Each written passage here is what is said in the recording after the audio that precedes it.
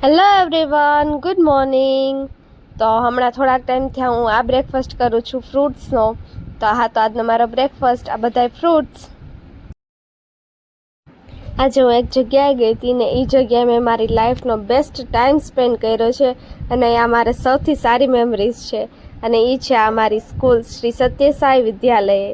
આ છે મારી મેઇન બિલ્ડિંગ અને આ બિલ્ડિંગ છે આર્ચી વિલા, જ્યાં મારે 10th સ્ટાન્ડર્ડનો એક્સ્ટ્રા ક્લાસ હતો.